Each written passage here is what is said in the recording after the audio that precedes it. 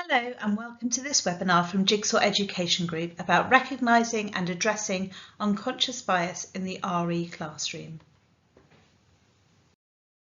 My name is Sarah Barrow and I'm Jigsaw's Regional Advisor for the South West. Before joining Jigsaw, I taught for more than 20 years in the UK and abroad. For 7 years I was RE lead and I was also the primary lead for the Bristol Learn Teach Lead RE Hub for 3 years. Please take a few minutes before we start to reflect on RE currently in your school and any areas for development.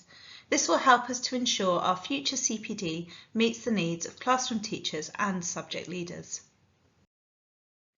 In today's webinar, we will explore 3 main areas: defining unconscious bias, exploring how it's relevant to the RE classroom and curriculum, and finally sharing ideas about how we can begin to address this in our teaching. I'm going to start by talking about belonging. Belonging is what we are aiming for in our schools. And I think this quote from American academic and author Brené Brown helps us to understand what that means. Fitting in is becoming who you think you need to be in order to be accepted. Belonging is being your authentic self and knowing whatever happens, you belong to you. Our unconscious biases and the actions they might lead to can result in children and staff or parents and carers feeling othered and tolerated rather than being welcomed and celebrated. So what is unconscious bias? It's the tendency for humans to behave towards or think about an individual or a group of people based on assumptions or previous experiences. It happens without us being aware of it, as our brains are making automatic decisions when processing thousands of pieces of information very quickly. And it can also be known as implicit bias. We all have unconscious bias, or in fact many biases, and the aim is not to eradicate or ignore them, as that's unrealistic, but rather to start the process of recognising them and the impact they have on our interpretation of the world and on our interactions with others. I've recommended the book Sway, Unravelling Unconscious Bias by Pragya Agarwal on my further reading list, and one part of it tells us we gather millions of bits of information and our brain processes that information in a certain way, unconsciously categorising and formatting it into familiar patterns. Some studies suggest the brain is capable of processing approximately 11 million bits of information every second, but our conscious mind can handle only 40 to 50 of those bits. It's clear that much of our processing happens in our subconscious minds. So unconscious biases are innate and they can be held by individuals or organisations. They might only manifest themselves in more stressful situations. And when we ourselves have limited experience, we will revert to stereotypes. For example, who or what characteristics do you think of when someone talks about a Muslim or a Buddhist? And who or what might our pupils think of?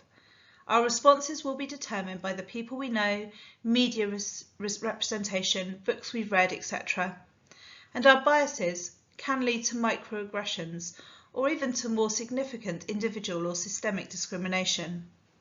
And rather than ignore our biases, we must acknowledge and approach them, actively seeking to engage with people who are different to us, experiences that are new to us, ideas and ways of thinking that challenge what we might believe.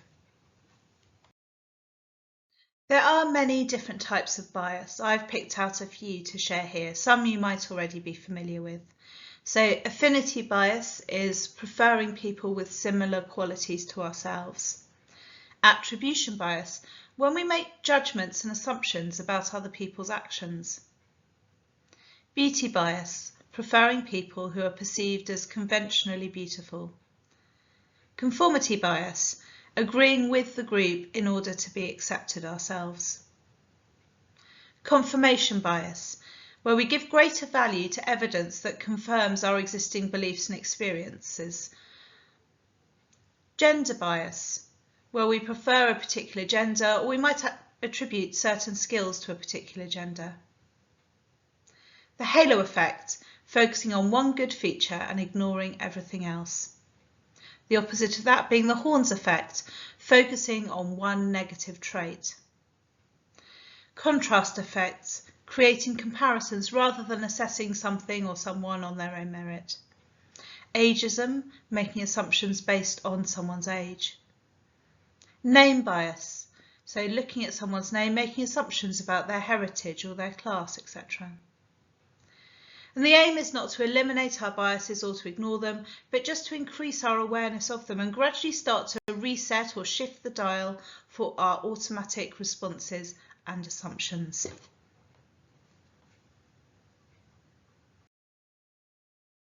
As I've said, biases can lead to prejudice and discrimination. They can prevent people with protected characteristics from feeling they belong in our schools, especially when our children and young people are not meeting or spending time with people with some of these protected characteristics. They're going to end up falling back on generalisations and stereotypes.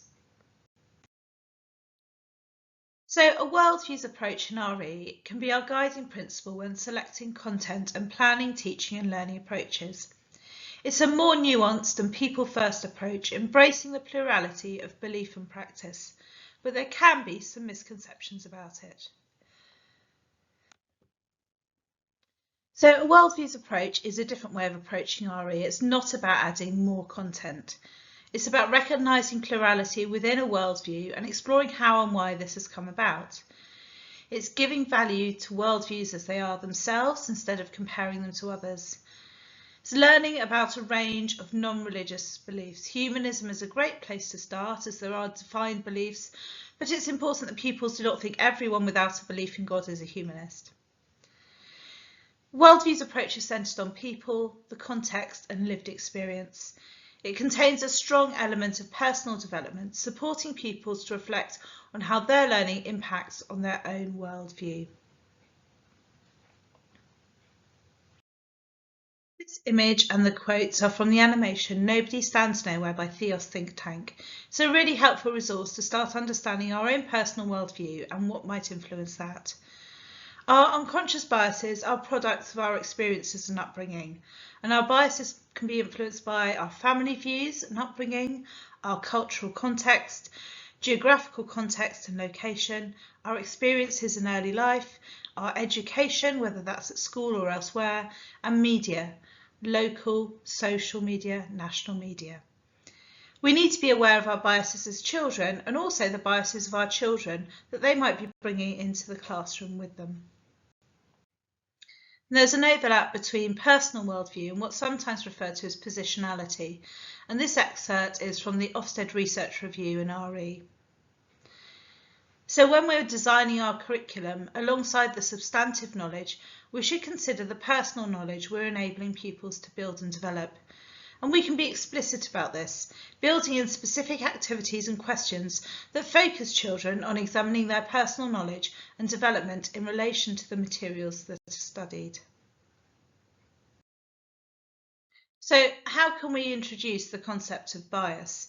Well, for younger learners or for those with additional needs, we can approach abstract concepts through practical activities and concrete resources. Here we have an example from Jigsaw RE, where the children are asked to physically look through different lenses and consider how their view of the world might differ from someone else's. And throughout our curriculum, we can include explicit teaching about different influences, opinions and interpretations. These are examples from Jigsaw RE. On the left, from the inquiry, how are Buddhist teachings interpreted by believers? This activity explores our personal preferences and any people who might have influenced them. And the image on the right is from our inquiry, what is the most significant part of the Nativity for Christians today? This focuses on plurality of belief and practice, not generalisation, within one worldview, by asking a range of Christians for their responses to that question. And we can model how people who inhabit the same worldview might look different and think differently from each other. When designing our curriculum in any subject area, we can consider the impact our choices will have on how our pupils see the world. Is the purpose of our curriculum to represent the children in our classrooms? And that's the mirror. Children can see themselves reflected in the curriculum. This can be crucial to developing that sense of belonging. Or is it to represent the people who are not in our classrooms, our schools and communities? Is it a window where we can broaden children's horizons and prepare them for life in a pluralistic society? In this way, we can reduce stereotyping and reset the dial for automatic assumptions. You might decide that it's both, that you might progress from a mirror approach in the younger years to a balance of both mirrors and windows with older learners. To remove barriers to belonging, we should also reflect on and decolonise our language. As a starting point, we can say some, most or many instead of all when talking to our pupils about how people who inhabit different worldviews will interpret and live out their beliefs. We can support the children to use this language themselves too. In Jigsaw RE, we use the term Sanatana Dharma instead of Hinduism. Sanatana Dharma meaning eternal truth or law in Sanskrit.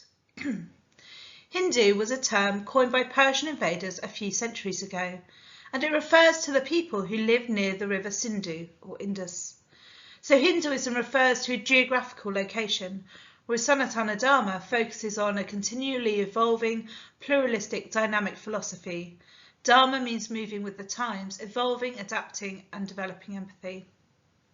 Having said that, many people who inhabit this worldview will use the terms Hindu and Hinduism in reference to themselves, their community and their beliefs, as these terms are established and recognised in many parts of the world.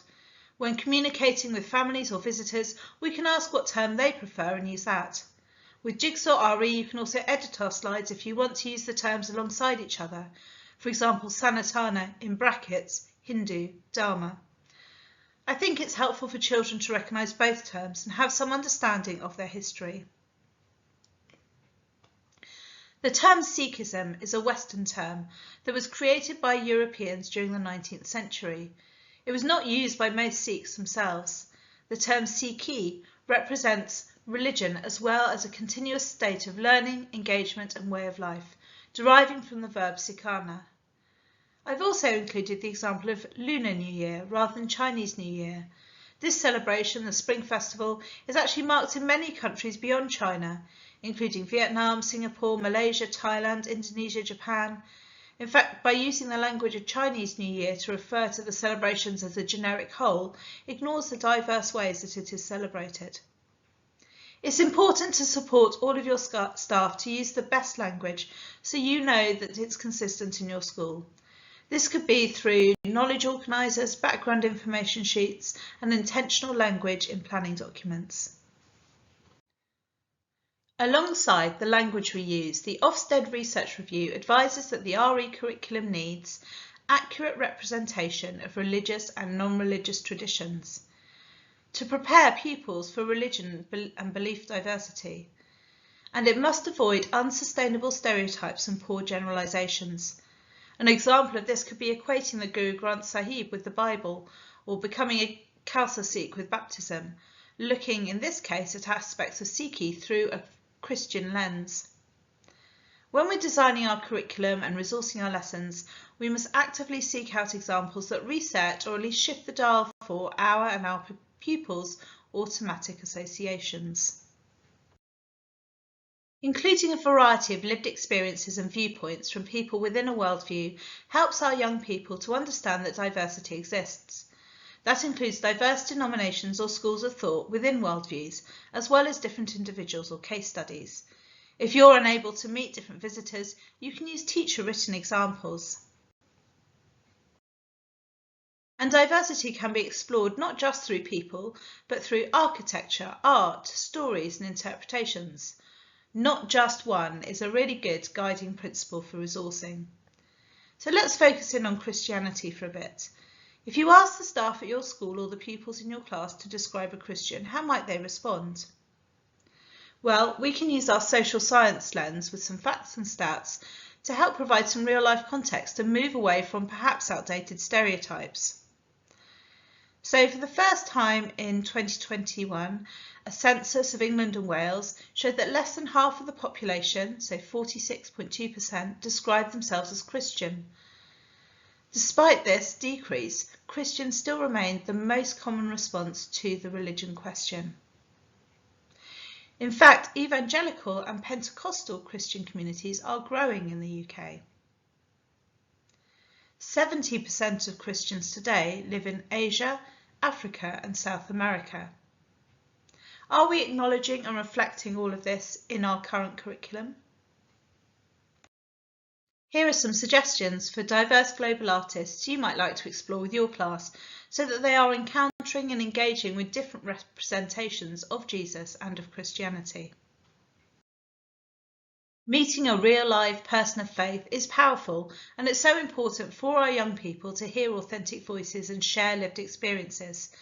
So there's some suggestions here to support you to make those connections.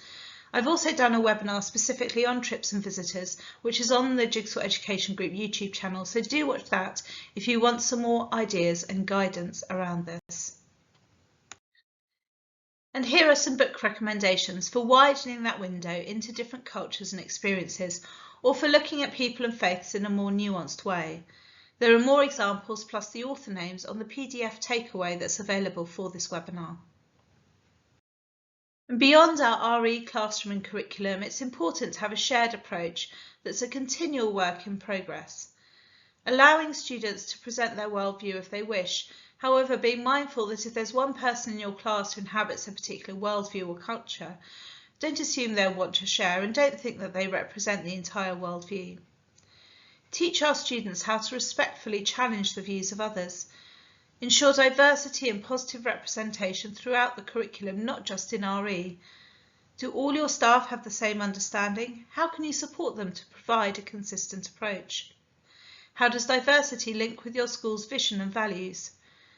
And you can also acknowledge different religious festivals in the calendar across the school, even if they're not included in your taught curriculum. So there's some examples here for you on the screen. And how might we mark these? Which ones are most relevant to our school communities? Could we use assemblies, Golden Time or the newsletter to raise awareness and celebrate the different traditions in our school and our local community? So by recognising and addressing our unconscious biases, we can develop belonging for all of the young people and the staff and the families within our schools. It's an ongoing process. And there are 5 actions here that you could take in your school. I wonder which of these might be the best next step for you. To accompany today's webinar, I've curated a PDF of suggested further reading and resources for teachers and books for the classroom, and this will be emailed out to everyone who's registered their attendance. If you're watching this on demand and you would like a copy, please contact us and we can arrange that for you. And finally, please do take a few minutes to feedback on how useful this session was for you so that we can ensure we maintain high quality for all of our future webinars. Thank you very much for your time today.